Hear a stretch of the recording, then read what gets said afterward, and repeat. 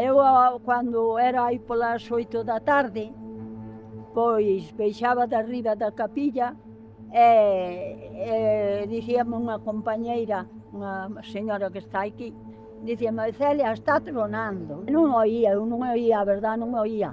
Pero ao abrir a porta para salir, sí que entonces xa oí uns tronos, pero moi lonxe, moi lonxe. Pero isto foi, contolle de que foi de menos de un cuarto de hora. Bueno, entonces xa sentía tronar cada vez máis cerca. Eu estaba lle dicindo a ela, bueno, estaba falando con ela, e cando xa vin caer na habitación, o sea, nas cristales, unhas pedras, unhas gotas gordísimas. E entón empecei a correr para onde teño o tendedeiro, que tiña uns calcetines e tiña así pouca cousa, pero bueno, xa non fun capaz de collerlos. Que aquelo non tiña, viña a auga toda e de aí viña unha ría. Home, tiña unha perriña pequeniña e marchoume ca auga. Era unha perriña pequeniña que tiña como os ollos da cara. E cando me dei conta, busqueina, pero non me apareceu por ningún sitio, marchoume ca auga. Pois mira, esta a miña neta. E aquí non veu moita xente, aquí moita xente, pero a abrir os cousas que están mal e que non apareceu nada. Mira, este é o meu fillo. Nin veñen, nin viñeron, nin veñen. Este é o meu fillo que saliu pola ventaniña. Teño os baixos, os dous baixos que teño. Un salín eu pola ventana e o rapá que rapá está o coche metido bastante dentro e o rapá mancousa bastante nas pernas e eu vina que me chegou hasta a auga hasta aquí gracias ao coche que estaba dentro, senón non sei que pasaría.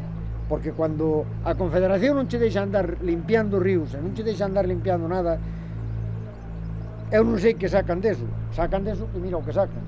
Porque se os ríos estuveran limpios, os rigueiros estuveran limpios, e nos deixaran traballar o noso, porque ainda encima son fincas nosas, e píllante, e santímate.